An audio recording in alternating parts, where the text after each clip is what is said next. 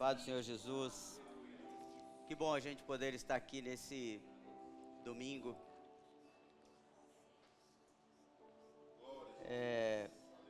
Como família, como igreja, como comunidade, podendo viver esse momento, esse tempo. A gente está tão próximo do Natal. E eu sempre gosto de pensar que ninguém mais do que nós temos um motivo para comemorar o Natal. Independente dessas chatices que algumas pessoas têm aí de ficar, não foi essa data, não sei o quê. Para mim pouco importa se foi dia 25, se foi em março, como algumas pessoas dizem, para mim pouco importa. O que importa é que naquele momento eu estou fazendo a minha parte, dizendo: Senhor, obrigado que um dia tu nasceste, né? Nasceu para morrer, nasceu para que nós tivéssemos vida e vida com abundância. Então eu quero começar a minha fala desejando a você um excelente Natal. Para você, para sua família, para as pessoas que estão ao seu lado, um excelente Natal. Que você se divirta muito, que você brinque muito, que você dê muita risada, que você abrace, que você confraternize, que você seja grato, porque não é assim que a gente faz quando a gente vai no aniversário. Você já viu criança em buffet de aniversário de criança? Cara, é a coisa mais legal do mundo. A mãe arruma eles tudo bonitinho, dá banho, penteia o cabelo, põe a roupinha nova, limpa, linda. Depois de meia hora, ele chega na mesa da mãe, irreconhecível. Está suado, todo sujo, porque ele já passou o dedo, já pôs a mão no chão, já passou no olho. A roupa já está uma bênção. O tênis novo que a mãe comprou já está todo... Mas sabe por quê? Porque ele foi lá para comemorar. Ele foi lá para se divertir. Enquanto nós ficamos sentados lá nas nossas cadeiras, todo cheio de não me toque, comendo uma coxinha, e a criança louca para meter a mão no bolo. E quem se diverte mais? A criança. Então, como a Bíblia diz, que você seja como uma criança no aniversário do seu Criador, no aniversário do seu Salvador. Amém? Pode se sentar, por favor.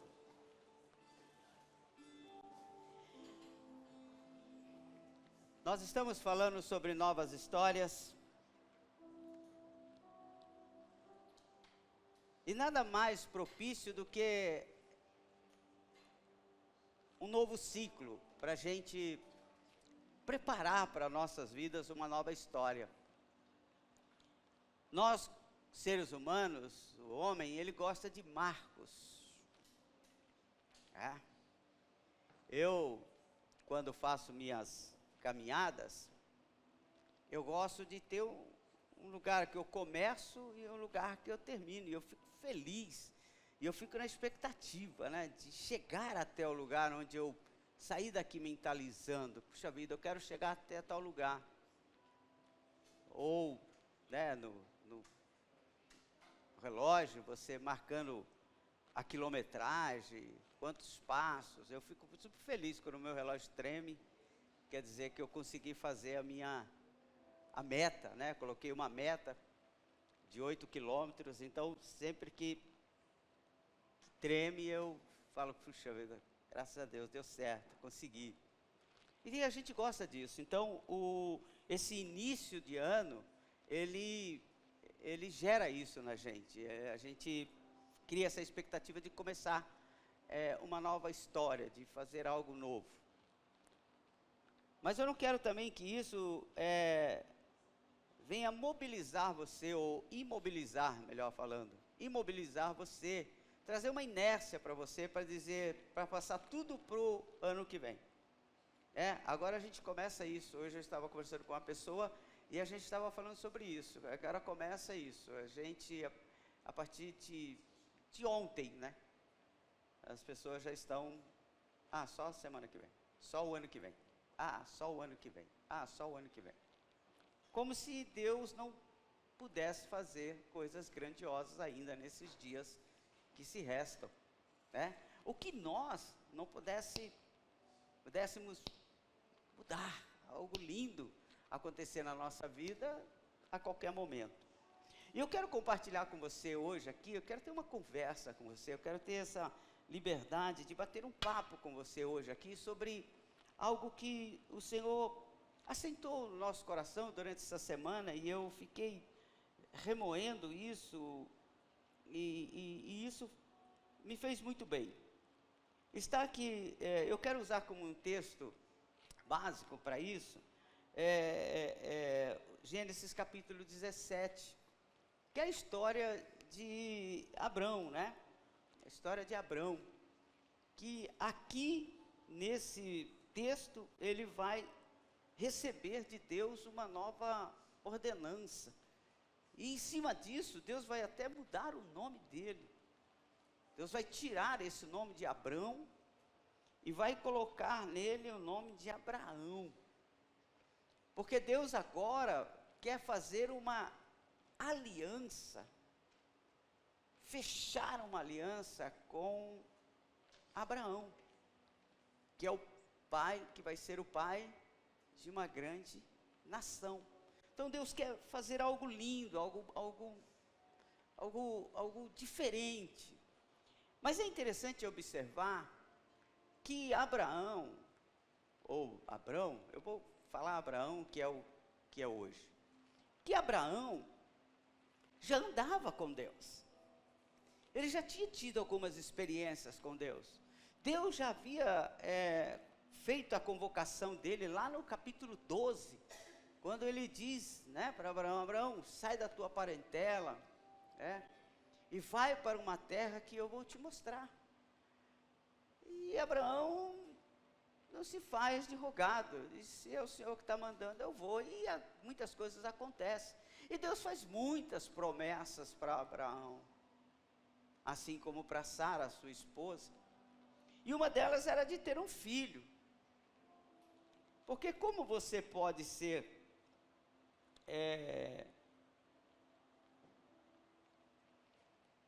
pai de uma grande nação se a sua esposa é estéril?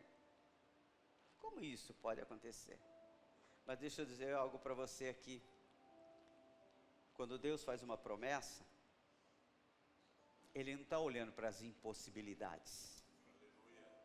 Deus está olhando para as possibilidades. Então, quando Deus te fizer uma promessa, e seu Espírito Santo está falando aqui conosco, quando Deus te fizer uma promessa, não olhe para as impossibilidades. Não se preocupe com tempo, com distância, com condições, com clima, com situação financeira, saúde física, nada disso. Se Deus prometeu, Ele vai cumprir. E o jeito Ele vai dar. Então Ele tinha feito a promessa, mas você conhece a história. Sara acha que aquilo não está dando muito certo, e que a história não está sendo como ela imaginou que ia ser, como Deus prometeu. E você sabe a história de Agar, e com isso nasce Ismael. Mas olha que interessante, mesmo acontecendo tudo isso, Deus vendo lá de cima que Abraão não estava acreditando, que Sara estava meio duvidosa, a ponto de tentar ajudar, a ponto de tentar resolver ela o problema. Se fosse em tempos de hoje, se fosse com alguns líderes, se fosse com algumas pessoas, pai, mãe, sei lá, a primeira coisa que a gente pensa é, vou deixar para lá. Não me obedece, não me honra, não ouve o que eu falo, não acredita no que eu estou dizendo.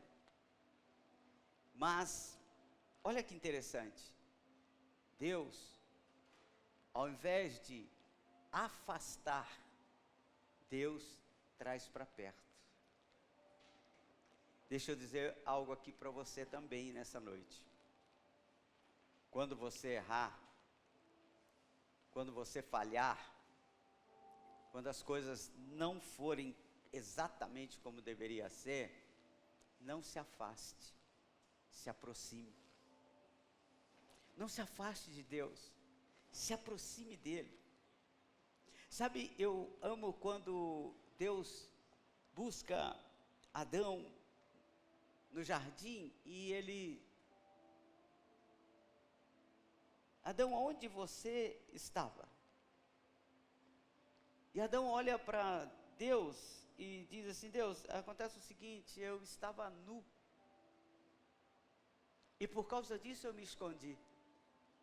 E Deus pergunta para ele, quem falou isso para você? Quem disse para você que você estava nu? Você vê como é que é? A gente quando erra, a gente quer fugir. A gente quando erra, quer se esconder. Não é? A gente quando erra, a gente quer se esconder. Adão quis se esconder. Falei assim, Senhor, eu errei, eu quero esconder. E Deus está dizendo, Abraão, Adão, vem para perto. Não mudou nada. A gente continua amigo. A gente continua, eu continuo sendo o seu Deus, você, o meu filho, não mudou nada. Eu tenho uma palavra do céu para a tua vida aqui. Independente do quanto você erra ou do quanto você acerta, você sempre será filho. Aleluia. Tem uma coisa que é linda, que Deus cria e faz umas coisas fantásticas. Ex-esposa, ex-sogra, ex-pastor, ex-igreja, ex-emprego, ex-isso, ex-aquilo. Mas filho, você já ouviu alguém dizer assim, essa aqui é a minha ex-mãe, essa aqui é meu ex-pai, esse aqui é meu ex-filho.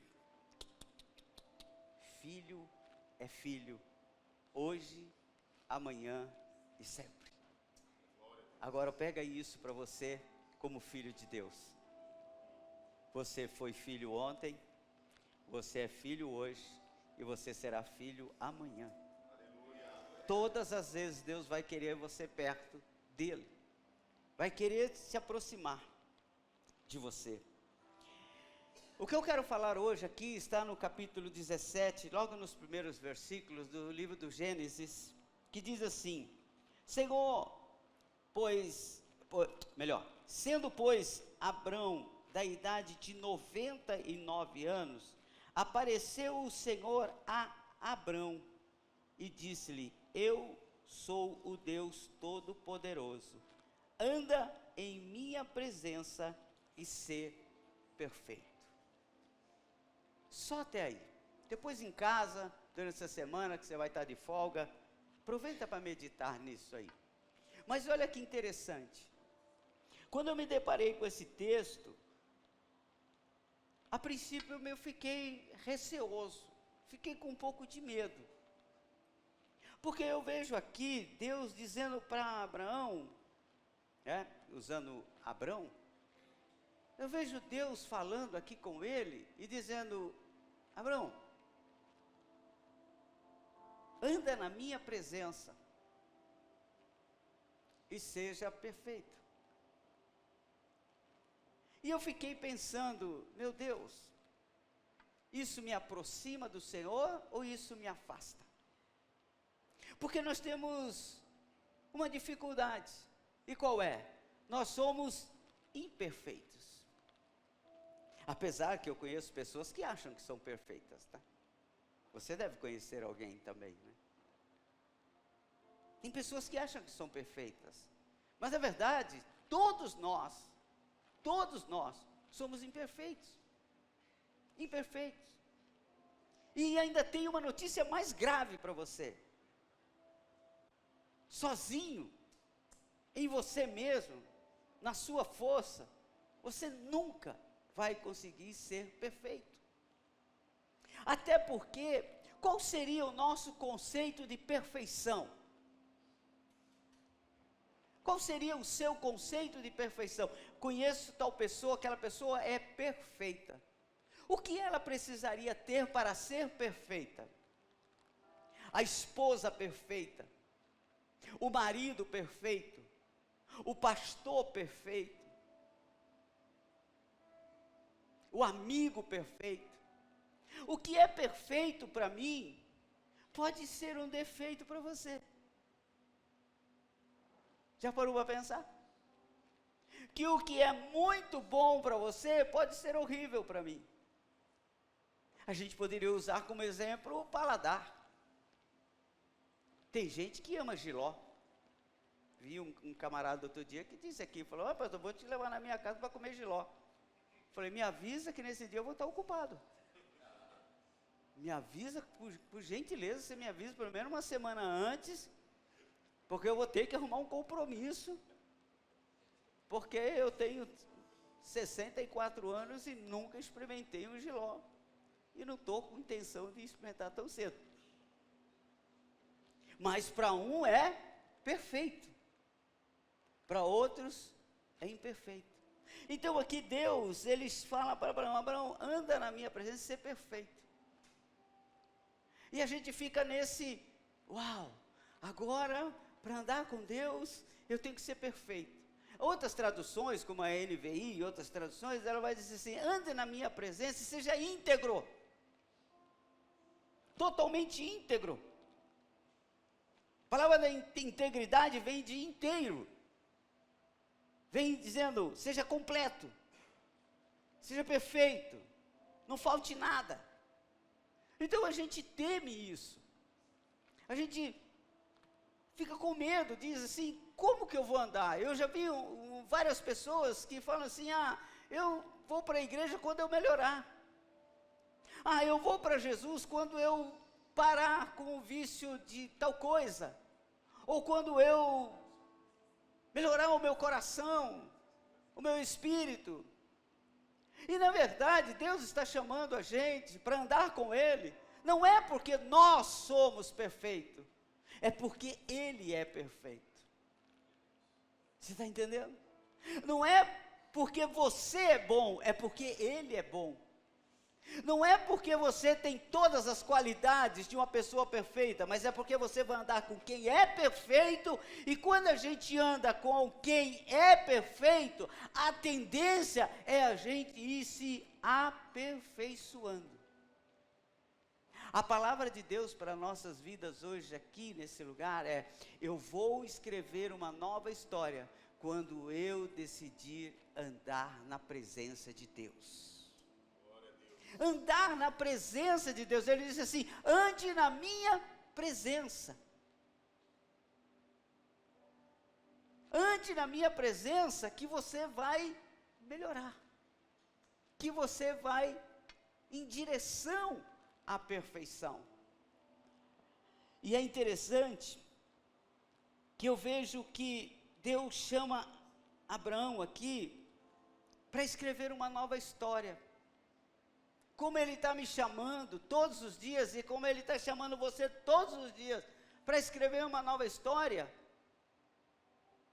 E essa história, ela vai ser escrita, porque eu estou com Deus, e Deus está comigo. Vou andar na presença.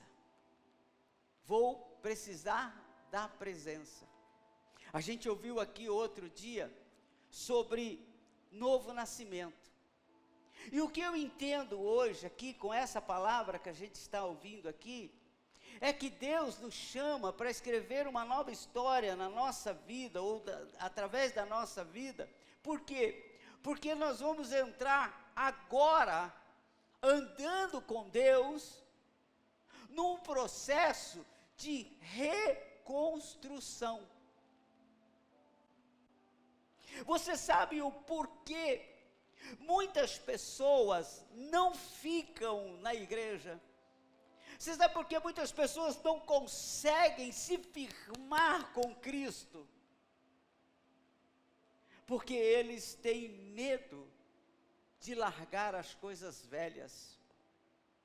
E Abraão está sendo chamado aqui por Deus, e Deus está dizendo assim: vem comigo, porque a história vai ser outra a partir de hoje.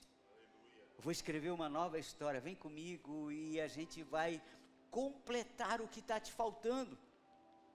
Porque quando ele fala de perfeição, é porque ele entende que em nós falta alguma coisa, e nós temos medo de rasgar o nosso coração e desistir das coisas velhas para encarar as coisas novas.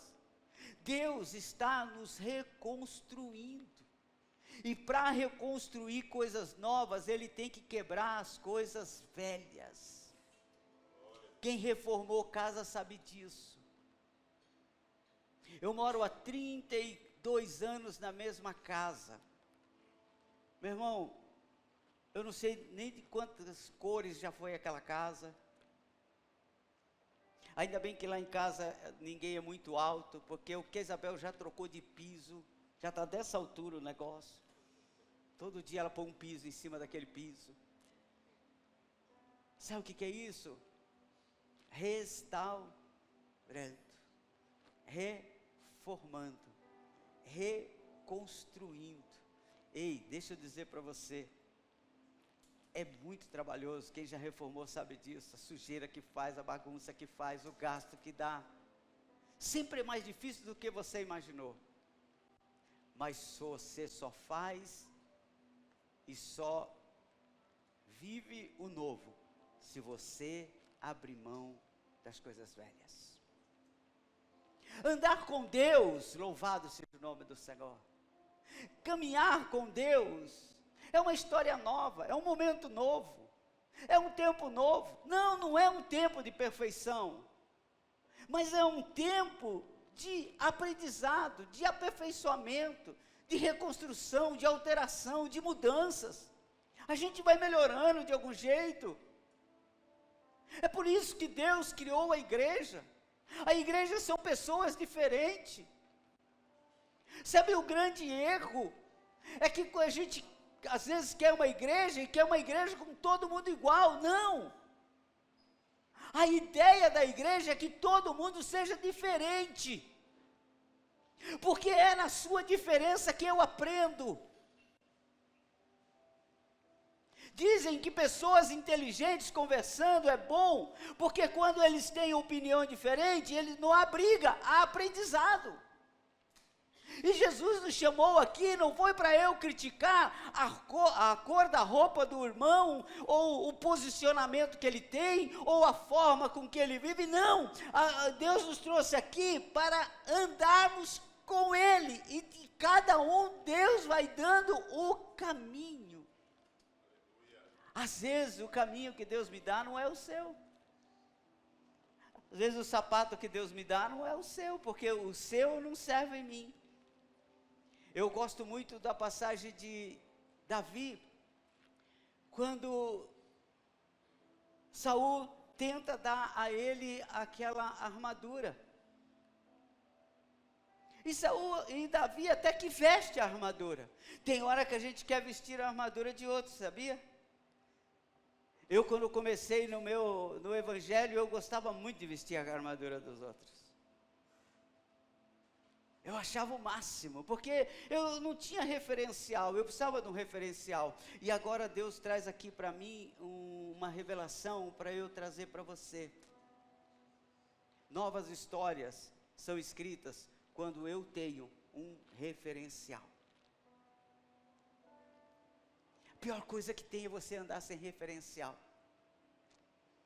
A pior coisa que tem é você não saber para onde você vai e nem como você quer ser. O problema de hoje é que muitas pessoas estão escolhendo referenciais errados. E até dentro da igreja. Igrejas estão escolhendo referencial errado. Eu conversava com alguém essa semana e dizia assim, algum tempo atrás, não muito tempo atrás, não vou falar de 20 anos, nem vou falar aí de 10 anos talvez, até menos, bem menos que isso. Pastores ostentando riqueza, era um escândalo. Pastores viajando para Miami. Hoje o pastor sobe na tribuna, senta no seu banquinho e diz: louvado seja o nome do Senhor, porque Deus me deu agora uma casa em Miami. Eu tenho uma em Camboriú, mas agora Ele me deu uma também em Miami. Outro dia eu vi uma loucura. Uma mulher sobe no púlpito, pega na mão de um pastor e diz assim: eu vim de tal lugar para profetizar a sua vida, um helicóptero. Sabe do que ele chega na igreja? De Porsche. E a mulher subiu e colocou a mão, e eu disse assim: isso aí é tão manipulado. Isso aí ele já está preparando a igreja. Quando eu chegar de helicóptero aqui, gente, foi Deus quem deu, tá? E a gente vai vivendo essa falta de referencial. Então hoje, eu olho para o pastor, e eu fico na igreja se o pastor for rico. Eu fico na igreja se o pastor chegou de Porsche. Eu fico na igreja se o pastor tem casa em Miami. Eu fico na igreja se o estacionamento da minha igreja for um estacionamento onde tenha só carros poderosos. Eu fico na igreja se a igreja tiver telão de LED, se a igreja tiver isso, se a igreja tiver aquilo. Então isso é prosperidade. Deus fala para Abraão: Abraão, anda na minha presença, me tenha como referencial. Você sabe por que a igreja Restauração e Vida não está lotada? Não é recalque não, irmão. E nem é desculpa de pastor, não. Quem está falando aqui é uma pessoa que está 20 anos pastoreando. Que já passei por tudo. A igreja já esteve lotada, já teve mais de 300 membros. Já preguei para centenas, talvez até milhares de pessoas. Mas sabe o que a gente se assusta? É porque quando você fala que precisa parecer com Jesus, ninguém quer. O evangelho onde eu preciso parecer com Jesus, não é um evangelho que chama a minha atenção. Evangelho, você está indo lá na igreja para quê? Para parecer com Jesus. Vai lá na minha. Lá a gente parece com o Bill Gates. Vai lá na minha. Lá, meu amigo, lá a gente parece com todo respeito, não está tendo live, espero que ninguém esteja gravando. Lá a gente parece com o Edir Macedo, que chega de helicóptero. Lá a gente parece com o pastor fulano de tal, que eu nem quero citar nome, que mora em Miami. Ei, deixa eu dizer para você, novas histórias, Deus chama para a gente se parecer com Jesus. O evangelho que não te chama para parecer com Jesus, o evangelho que não te chama para andar na presença de Deus, isso não é evangelho bíblico, isso não é de Deus. Evangelho que fica te chamando para você ser poderoso, para você pisar na cabeça do diabo, porque você não vai ser cauda, você será cabeça, porque o ano não sei o que, se você pagar para virada milionária, o seu ano vai ser extraordinário. Não, Jesus não chamou para nada disso. Jesus olhou para Nicodemos e falou: Nicodemos, sabe o que eu preciso de você? Eu não preciso do seu dinheiro, eu não preciso do seu conhecimento, eu não preciso da sua sabedoria, eu não preciso eu preciso somente que você nasça de novo. Sabe o que Deus está falando conosco aqui? Reconstrução. Você sabe, às vezes eu penso que a gente devia andar com uma plaquinha aqui no peito. Cuidado, estou em reforma. Porque a gente está em reforma. Mas sabe o que tem de interessante? Como eu disse, nós precisamos largar as coisas velhas. Senão a gente nunca vai ser reformado. Conta a história que a nação viking, que era uma nação de guerreiros medievais, quando eles iam invadir uma outra nação, quando eles iam pelo mar, sabe o que eles faziam? Após desembarcarem, eles queimavam as embarcações. Parece loucura, não parece? Eu vou invadir uma nação, vou invadir um lugar, e ao invés de eu esconder as minhas embarcações por um motivo ou outro, eu pular para dentro, eles queimavam. Sabe para quê? Eles queimavam para que, se houvesse em qualquer um deles o desejo de desistir, é como nós cantamos aqui: não tenho para onde ir. Evangelho, que a gente fica com o pé na frente e outro atrás. Conversão, entre aspas, que a gente fica com o pé na frente e outro atrás, qualquer coisa eu volto. Eu vou confessar para vocês aqui, eu hoje me arrependo amargamente, mas era minha, como eu posso dizer assim, a minha falta de experiência. Não era por maldade, era por falta de experiência. Hoje eu não falaria isso jamais, mas a minha esposa está aqui. Eu morei com ela 4 anos, sem a gente se casar oficialmente. E sabe o que eu falava? Eu falava assim: melhor a gente não casar, porque qualquer coisa, ó. Está entendendo? Melhor a gente não casar, porque se der ruim, eu, pulo para fora do barco, e está tudo certo, ninguém casou. Hoje eu não falaria isso nunca. E tem gente hoje servindo a Jesus dessa forma, sem muito compromisso, sem muitas alianças. Deus chamou Abraão para uma aliança. Abraão, agora nós vamos fazer uma aliança. E às vezes a gente não quer alianças.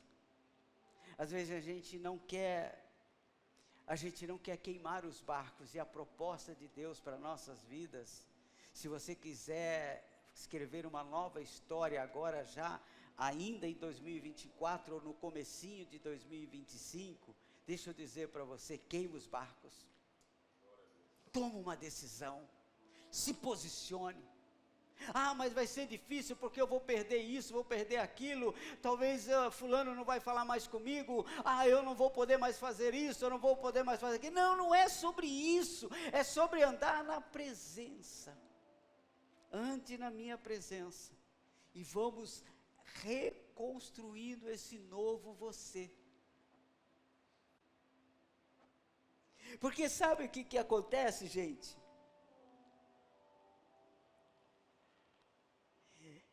Eu quero dizer para você algo aqui muito forte. Rótulos não mudam essências. Vou repetir para você. Rótulos não mudam essências. Por gentileza, Gustavo, me dê esse copo com água, por favor. Quero citar isso como exemplo. O que tem aqui dentro desse copo, igreja? Água.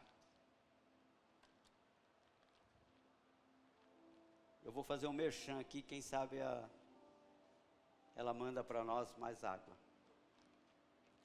O título aqui diz assim, o rótulo: água mineral natural, fonte Vida Lindóia.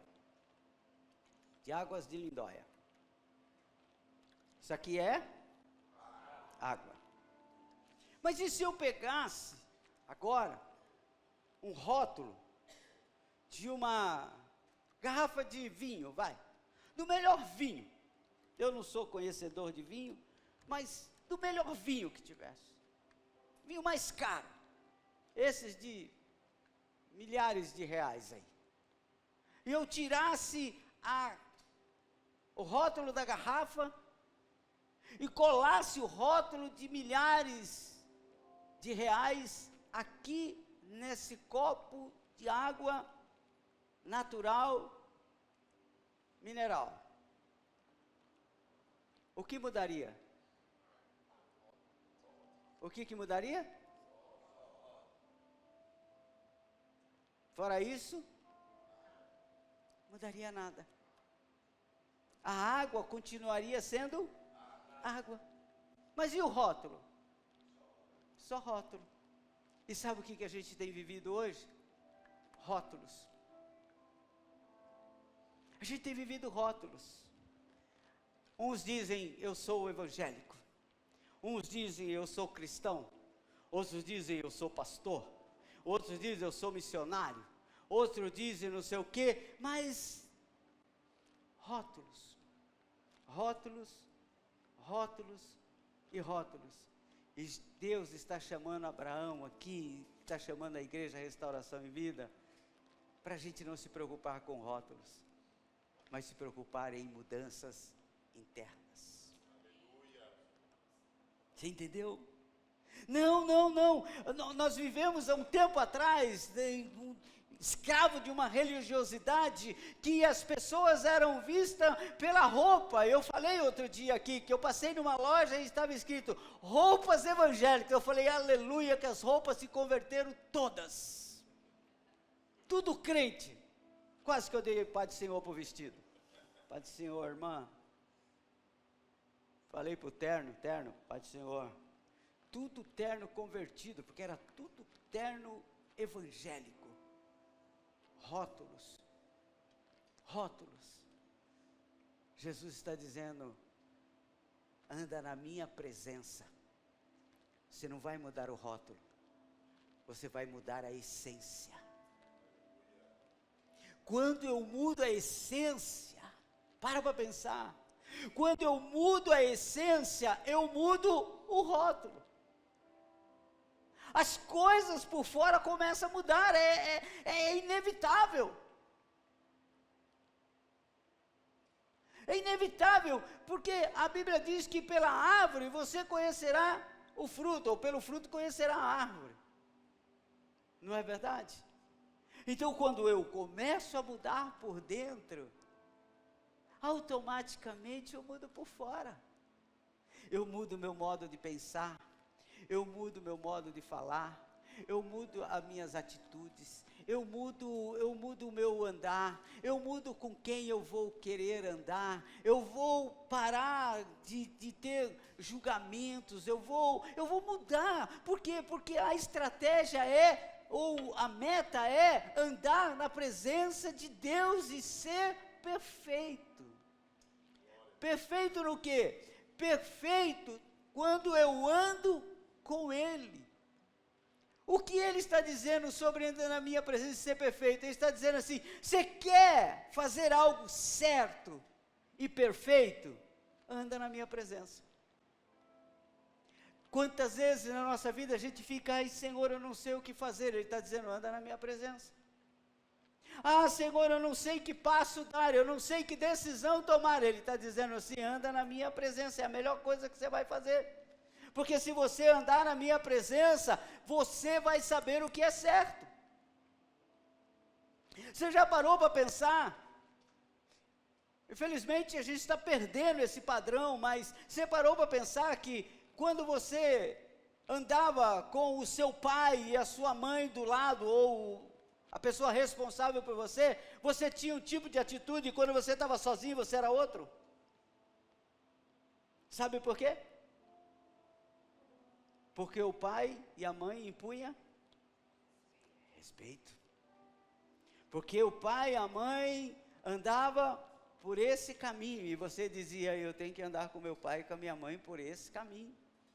Porque esse caminho é o caminho perfeito, é o caminho certo, é o caminho.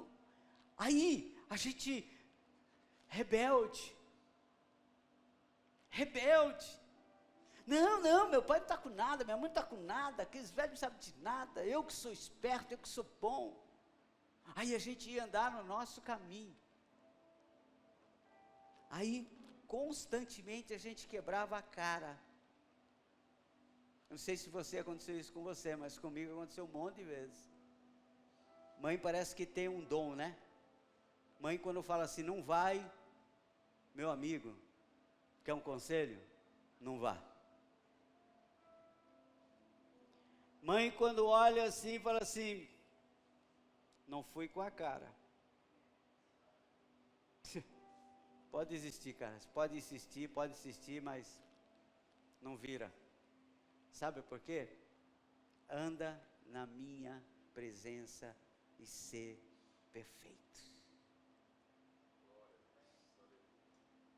Anda na minha presença e você vai parecer comigo.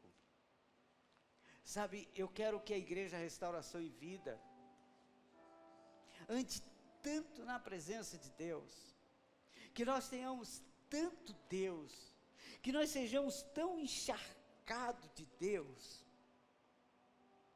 Hoje eu ouvi uma ministração do pastor Ed René Kivitz,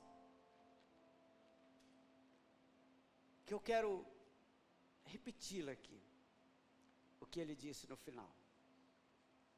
Ele falou sobre a mulher que derramou o vidro de alabastro, aquele perfume caríssimo, nos pés de Jesus e enxugou com os seus cabelos.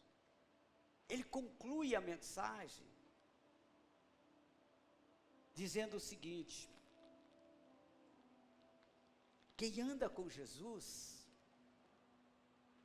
fica com seu perfume. Não tem como escapar. Você já parou para pensar? Quem aqui já abraçou, não precisa responder só. Quem aqui já abraçou alguém e levou o perfume dessa pessoa para casa?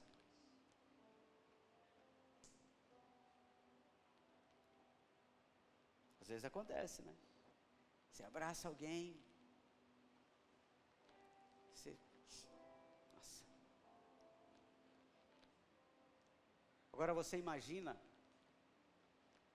o quão perfumado estava Jesus, porque foram aproximadamente 300 ml de perfume jogado aos pés de Jesus, e para pensar, quanto o cabelo daquela mulher ficou perfumado. Essa é a colocação do pastor de hoje.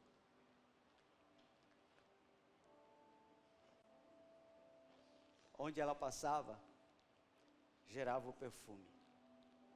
Eu quero que a Igreja Restauração e Vida pareça tanto com Jesus, que a gente tenha as falas de Jesus, tenha o perfume de Jesus, e aonde a gente passar, alguém diz assim, ali vai um que anda com Jesus. Mas por quê? Por causa da roupa dele, por causa do cabelo dele, por causa do trabalho dele, por causa não, é porque ele tem cheiro de Jesus.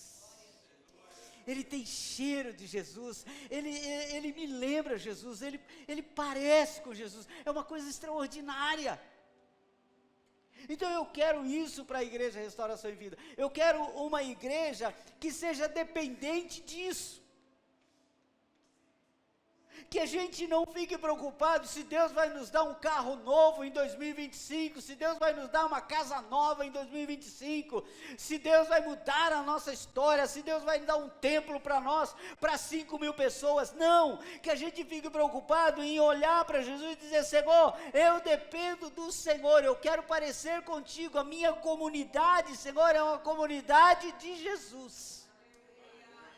A nossa comunidade não é a comunidade da prosperidade, não é a comunidade da riqueza, a nossa comunidade não é a comunidade da ostentação, do sucesso, de quantos mil likes nós vamos ter. Não, nós queremos ser conhecidos como a comunidade de Jesus. Você conhece aquele pessoal da igreja Restauração em Vida? Conheço. Rapaz, aquele povo parece com Jesus, viu? Aquele povo parece com Jesus. Eu quero que, quem sabe no ano que vem, 2025, a gente não conseguiu fazer esse ano, mas quem sabe em 2025 a gente consiga juntar aqui famílias e a gente possa oferecer a eles uma cesta de Natal. Quem sabe o ano que vem a gente possa juntar aqui, como a Igreja Restauração já fez, nós já fizemos isso para mais de 250 crianças. Presente, brinquedo e roupa. Porque eu quero que as pessoas passem, olhem e digam, aí tem um povo que parece com Jesus. Que pensa como Jesus, que falam como Jesus, que agem como Jesus e que amam como Jesus. Porque se não for isso, nós só somos mais uma igreja. E eu tenho orado muito, mas e as minhas orações para Deus é: Deus, eu não quero que a Igreja Restauração em Vida seja só mais uma igreja em São Bernardo do Campo, uma igreja famosa, com pastores famosos, porque eu aqui na sexta-feira sempre bato um papo com o pessoal que vem aqui, vem orar, e a gente é muito amigo, a gente se fala muito, com muita clareza e muita liberdade. E outro dia eu estava conversando com eles e disse algo, que hoje nós vivemos um tempo que as pessoas não vão mais para a igreja por causa do evangelho que é pregado. Eles vão para a igreja pela fama do pastor que prega na igreja. Sabia disso? Você sabe por que pastores estão investindo milhões aí para ficarem famosos na internet? Porque famoso na internet significa que a sua igreja vai estar cheia. Porque vai ter um monte de gente tirando foto. Porque vai ter um monte de gente fazendo story. Aí ele também, pastor desconhecido, quem quer ouvir?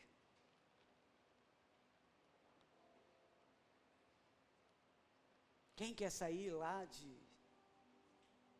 Jacareí, de Jundiaí, para vir ouvir alguém que ele nunca...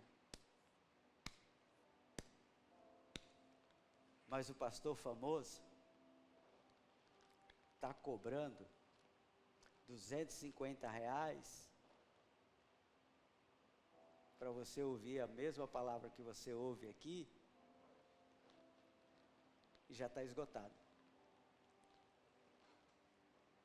Já tem fila de espera. Aí eu lhe pergunto, a Bíblia dele é diferente da sua? É diferente da minha? O Jesus que eu estou pregando aqui é diferente do dele? Mas o que faz a diferença? É que uns querem andar com Jesus e querem parecer com Jesus. Outros querem usar o que Jesus tem para dar. Gosto daquela passagem, para a gente encerrar, daquela metáfora que faz o Padre Fábio de Mello, quando ele fala da inutilidade. E hoje eu vi alguém falando sobre isso, sobre Deus. Às vezes nós ficamos gritando, Deus Todo-Poderoso, gostamos de cantar, eu canto e sempre falo e não vou mudar, e nem critico quem faça. Mas a gente fica Deus Todo-Poderoso, e a gente fica tão iludido, tão embriagado com o poder de Deus, que Deus olha lá de cima e acho que Ele fica pensando assim, só me quer pelo que eu faço, só me quer pelo meu poder. E às vezes eu fico pensando, pastores, se Deus olhasse para nós e dissesse assim, e se eu não pudesse fazer nada por você, você me amaria?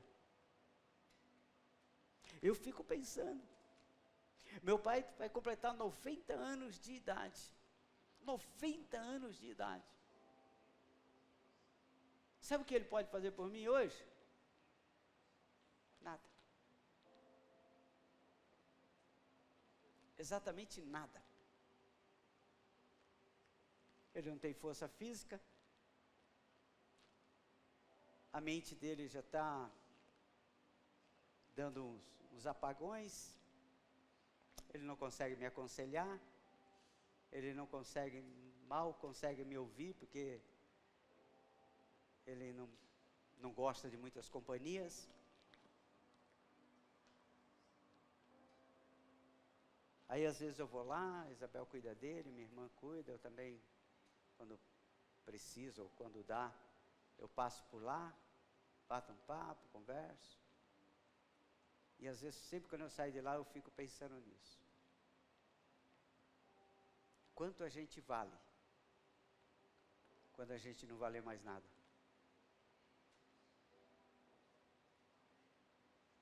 Quanto nós vamos valer? Né, Pamela? Quanto vale a Pamela se a Pamela não cantasse? Quanto vale o Arthur se o Arthur não tocasse? Quanto vale o pastor Abimael no dia que eu não puder ter mais força para pregar aqui em cima? Quantos vão sentir a minha falta? Quantos vão lembrar de mim? Aí você leva isso para Deus. E quando Ele não, entre aspas e muitas aspas, não puder fazer por você, você vai continuar amando Ele? Quando Ele te dizer não, quando tudo que você queria ouvir era sim, você vai continuar amando Ele? É isso que Jesus pede para nós, e é isso que Ele fala conosco. Ande na minha presença e melhore, e arrume esses negócios que estão errados. Vamos ficar em pé, por favor.